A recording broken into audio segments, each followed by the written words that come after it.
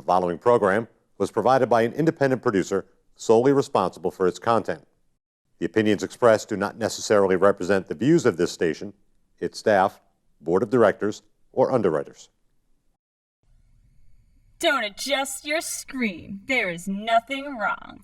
You're about to enter a world where the very concept of time is rendered obsolete by the sheer power of entertainment. You're about to enter the Boggis Hour.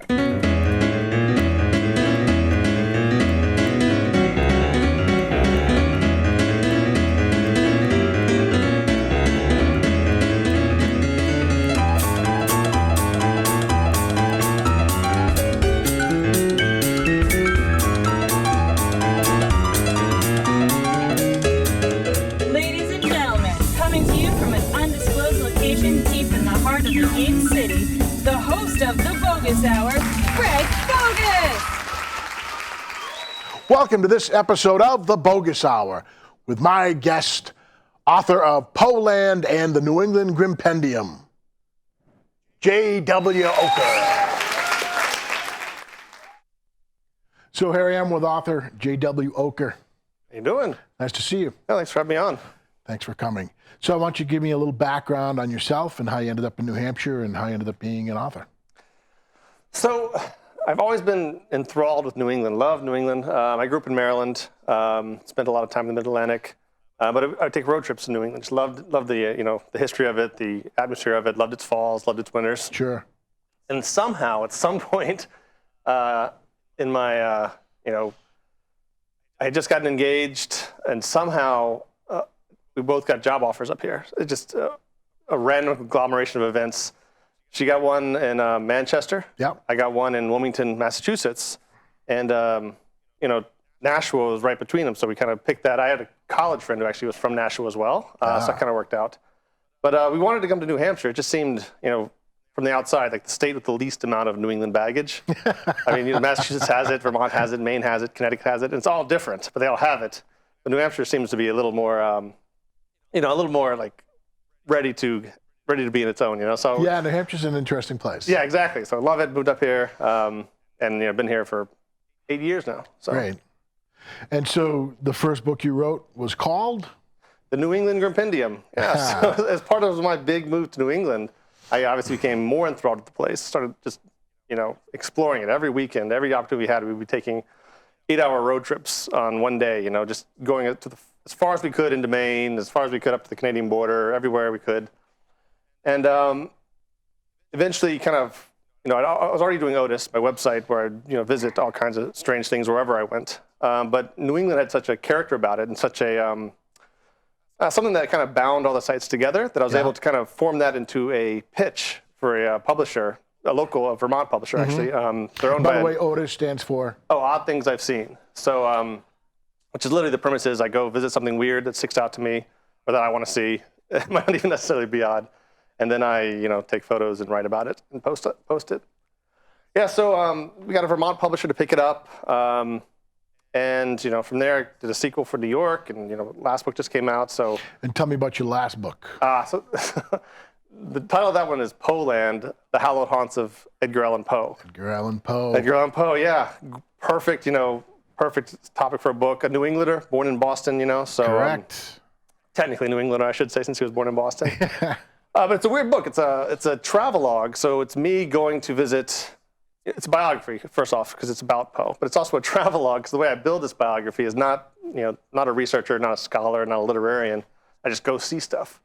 So I visited every site on the East Coast that memorialized him, or that was preserved from his time, artifacts from his life, his body. Yeah, I know there's a plaque for him on Tremont Street in Boston. Yeah, right on the right near the Common, which now as a stand-up comic, there was a comedy club right there called the Comedy Vault. Oh, nice. So I'd walk along, I'm like, Edgar Allan Poe used to. Yeah, and for decades slink around here. That was kind of the only notification that Poe was, born in Boston. Now the statue is right there in that same area. Oh, okay. And it's, if you haven't seen it yet, you need to go down there and see it. It's brilliant. It's very bold. It's brand new. Just got put up in October. Nice. So it's really, Boston finally claiming, Poe as a native son. when for Right. decades all they had was that Yeah, plaque. because I mean, a lot of it tends to be his toward the end of his time was in Baltimore, right?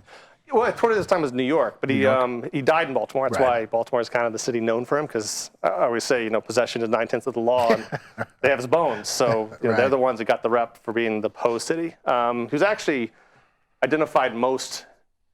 Well, I should say he identified himself most with Virginia. Actually, that's where he grew up. You know, it's kind of the whole the way he thought himself as a Richmonder.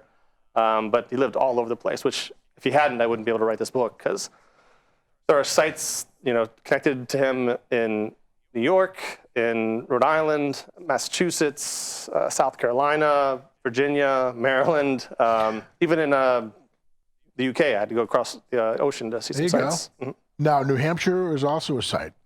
It is. It wasn't an official chapter, because I could never really dig up anything where Poe actually came Yeah. to New Hampshire. But it is. There are some significant New Hampshire stories, mostly around his very first book he ever published, which was Tamerlane.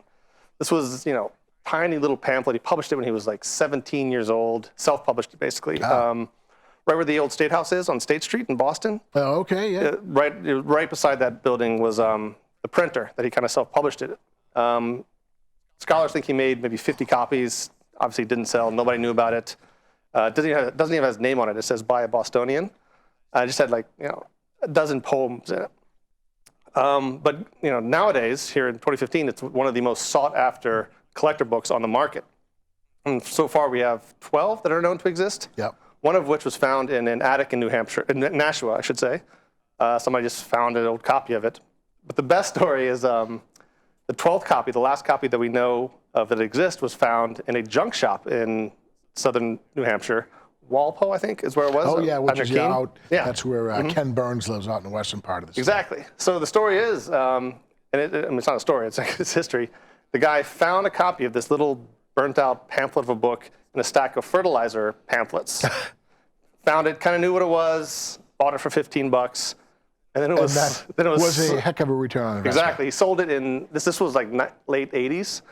Sold it early 90s, I believe, for $140,000. Wow, that's astonishing. Yeah, but that same book, not the same exact book, but the same one of the 12, went on the market in 2009, sold for $660,000. Wow. So over $500,000 for this, you know, pamphlet of juvenile poetry by, you know, a 17-year-old. Jeez. You know? So make sure you hit up your local yard sale and keep your eye open. I think about that every time I go by a New Hampshire junk shop now. Like, Yeah, it could is be in pretty there. amazing. I mean, and the other thing is that, you know, culturally, you know, I don't want to call everybody that I know hoarders, but, you know, I come from a family of auctioneers and collectors, and everybody has a particular thing they save. And lo and behold, Yeah, when you're in a a community, $15 investment netted $140,000. I mean, when you're in a community that's like 400 years old, that's going to happen. It's another reason Sure. why I came to New England. So you know, where I lived in the Mid-Atlantic, brand new houses. You know, no house. You didn't buy a house if it wasn't, you know, less than 3 years old. Sure. I come here, and you know, the house I own now is built in 1890, and that's common. You know, that's not even a unique thing. Yeah, I like it when you look at a house and you can tell that, you know, these peculiarities, like when they stuck the window on the side of the dormer that way. I go into my basement. It's a dirt floor and stone walls, gigantic, you know, New Hampshire granite stone slabs it's that nobody, impressive. you know, it's amazing. And just go down there and like, you know, think of it as a dungeon or something, I guess. Well, I always imagine the people that had to put that stuff there, like, oh, Oh, man, it's almost like building a that's a long pyramids. day's work. Yeah. That's a hard day's work. No wonder they went to bed early and Yeah, well, slept. just, you know, their slept biceps well. and their horses, I guess, doing it. So let's get back to, first of all, you also won an award for your Poe book. I did. I won an Edgar Award, which is, it's strange. So the Edgars are an award given out by the Mystery Writers of America, who are a 70-year-old institution that, you know, has been championing mysteries for all those decades. Yeah. And my book is not a mystery book. It's not, you know, it's a weird biography, as I mentioned.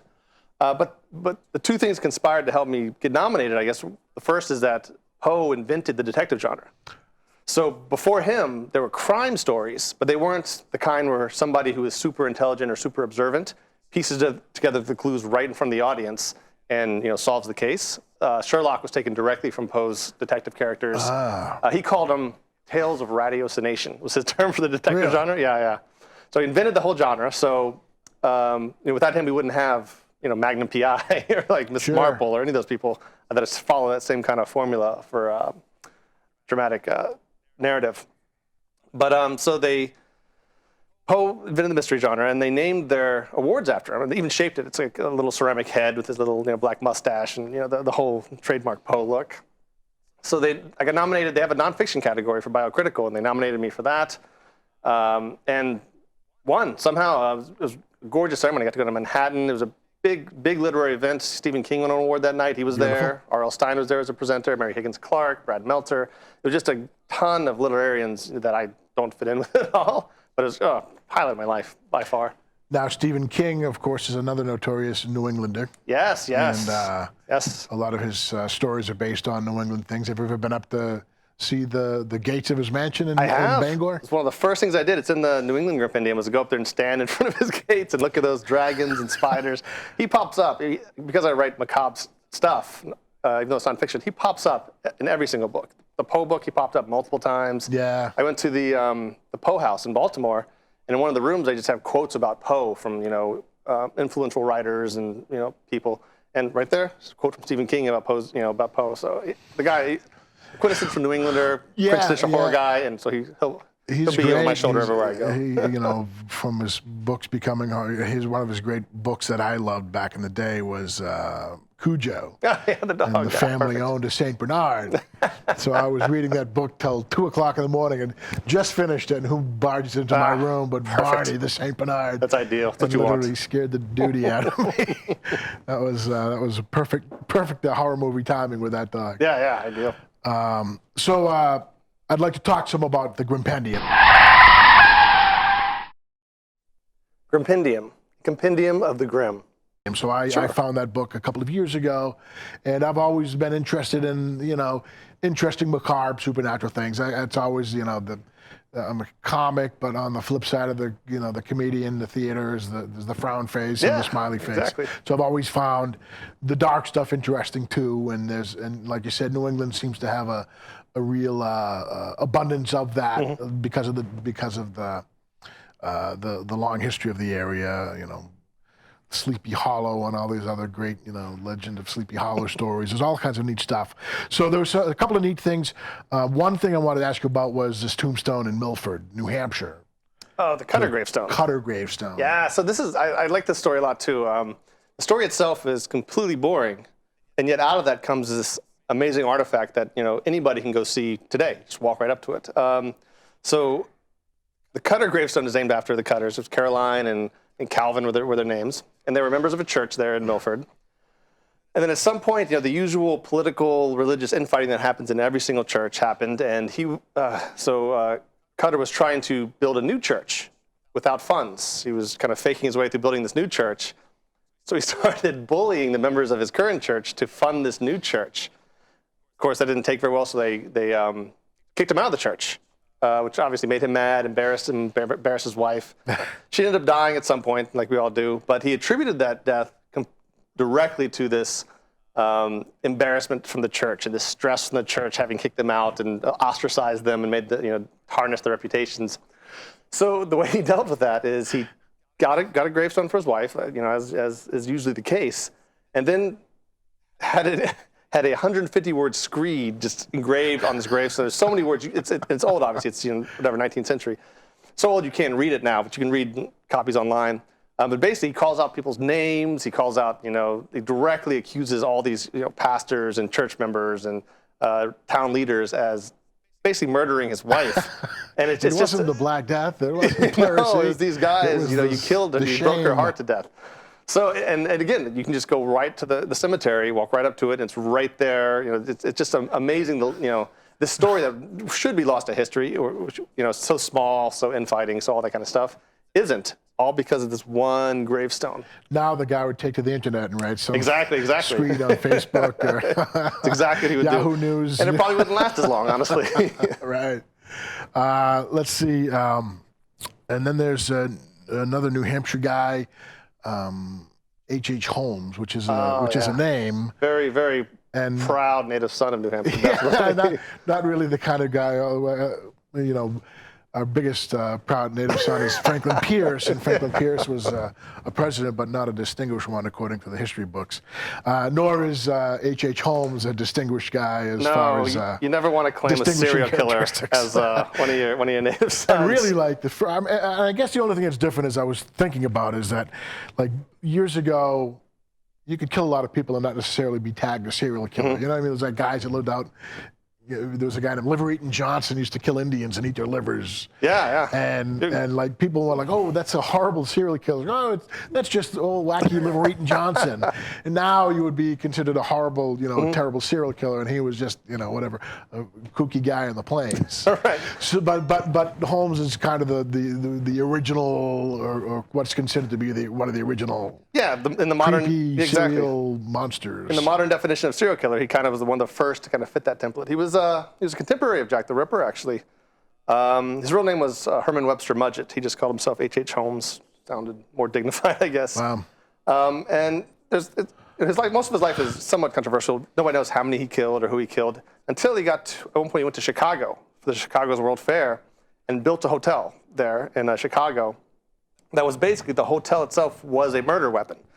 There were trapdoors and gas chambers. There were places in the basement where he could deflesh skeletons. So he could sell the skeletons to, medical, hospitals or whoever, medical education institutions. So he planned ahead. He did. It was actually really well planned. I mean, first of all, there's tons of tourists come to Chicago for the fair. A lot of people anonymously lost in the crowds. And he just, obviously the numbers range for how many he killed. I mean, ludicrously range. I couldn't even estimate because they're just such a wide range. But he was caught. And how was he caught? I think it was just better if too many people disappeared. He started, getting sloppy. It was just, you inevitably get caught if you do it do anything too much time to get caught, which was his case. So he was hanged, I think maybe 2 years later, but before then, somebody burned down his murder castle. Just some random vigilante burned it down. So that's not there for people to gawk at anymore. Right, but what's on its spot is a U.S. Postal Office. Oh, so really? right directly on the footprint. Maybe that's the beginning of all that bad post office karma. Yeah, exactly. So yeah, he's buried in an anonymous grave somewhere there in Philadelphia. Actually, he was moved from Chicago for the trial in Pennsylvania, where he was in Moyamensing prison, and actually Moyamensing isn't around anymore. But there's a historical plaque there. It says this, and they mention H.H. Holmes as one of the inmates. And what town was he from? He was from Gilmanton. So I mean, we're in Southern Nashville, so everywhere is northern New Hampshire to me. Basically. But Gilmanton, the one that was made famous by Grace Metalius for Peyton Place. So Peyton Place was Gilmanton. She's actually buried there. But also famous is H.H. Holmes.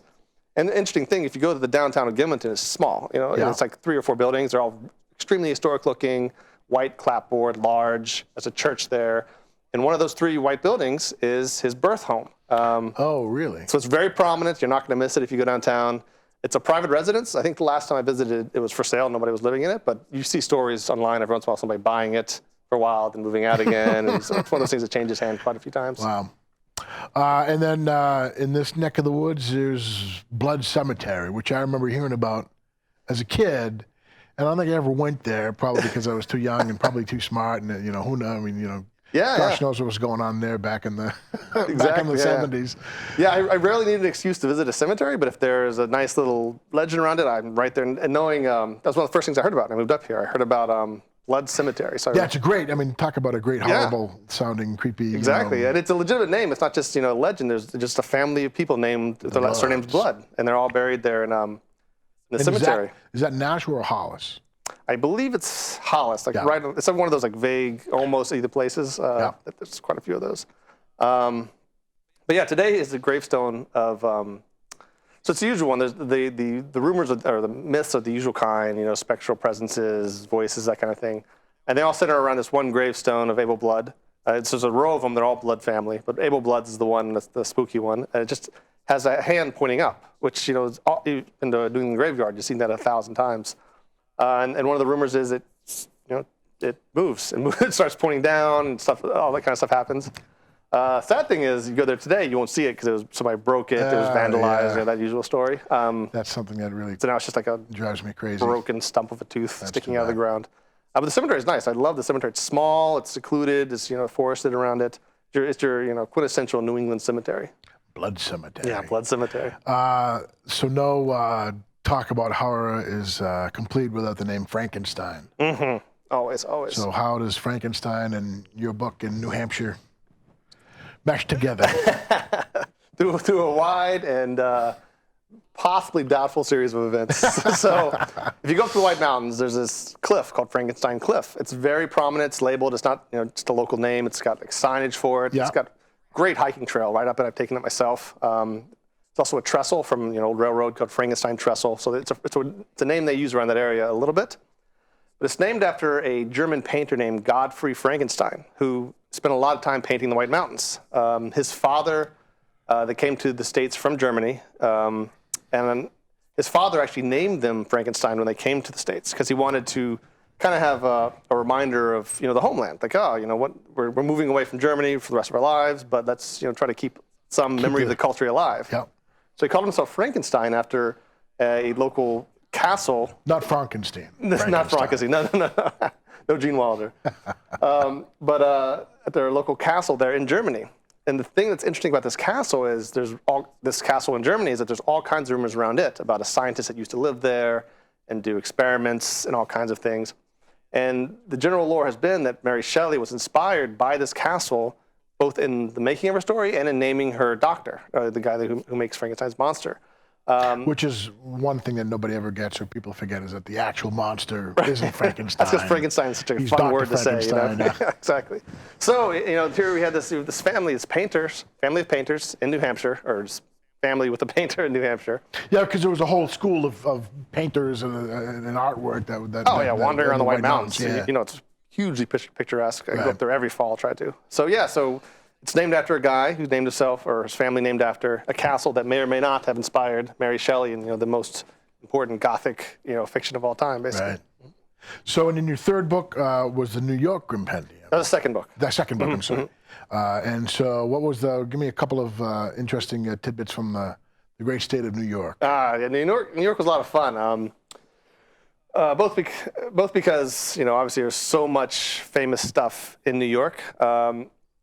It's the home. Well, it's got the Empire State as a nickname. Yeah, exactly. And the building named after it is famous for a giant monster monkey. That kind of stuff is perfect. I read in the introduction it's the home of Sleepy Hollow, Rosemary's Baby, all these. Was the Dakota was where the the Dakota where John Lennon was shot. John Lennon was killed. Yeah, that was used as the place where Rosemary lived. Right. But the thing I equate it to, so New York is just packed with people. So anywhere that you have any amount of history and any amount of large groups of people, you're going to just have horrors. It's just natural. Sure. It's a natural outgrowth of that. And the more people you have, the longer you're around, the more horrors you'll stack up. So New York is kind of like that. My favorite spot you mentioned earlier was Sleepy Hollow, which is a real town, just about I want to say 20 minutes north of Manhattan, in the Hudson Valley. Yeah. Beautiful area. I always say if I didn't live in New England, I would try to live in the Hudson Valley. But the town of Sleepy Hollow exists, named itself that in '99, but was the exact area that Washington Irving used for his horseman tale. In fact, you can trace the entire route that Ichabod runs from the horseman today, using landmarks that he used in the story, from the old Dutch church to the bridge. You can do that. And Washington Irving himself is actually buried there. Oh, okay. So his house was there, Sunnyside. So it's essentially like Salem, Massachusetts. Exactly. Right? I do a thing where I try to get to both places every Halloween season, but very comparable. Like one, obviously, there's a lot of difference between the two. Salem's a major city and really capitalizes on their spook trade, whereas Sleepy Hollow doesn't capitalize it on as much, but they have it. They're starting to. So. Salem definitely capitalizes on it a lot. So I've only got about a minute left. So was there anything that you came across that really scared you? Not really. For the books, I've had to spend time at night in graveyards and murder scenes, all kinds of classically spooky stuff. The places where I always lose it is in my house, in my kitchen. When I'm in a graveyard, I expect something spooky to happen. I expect it to see a shadow go past. But when I'm in my kitchen in my pajamas and open my refrigerator, I don't expect anything to go past me. So if I'm alone, I said it's a very old house, I can definitely spook myself out just in that house itself. Cool. Well, it was a pleasure having you on the show. Yeah, thanks for having me. Hope to have you on again. Maybe we can go on a road trip sometime, check out some of the local interesting things. Yeah, let's do it. Sounds fun. And we can find you on your website. Mhm. And you can tune in to this next episode of the Boggis Hour. And thanks for coming, and we'll talk to you again soon. Yeah, anytime, Greg. Thanks a lot. If you or someone you know would like to be a guest on the Boggis Hour, email us here at theboggushour@gmail.com. The preceding program was provided by an independent producer solely responsible for its content. The opinions expressed do not necessarily represent the views of this station, its staff, board of directors, or underwriters.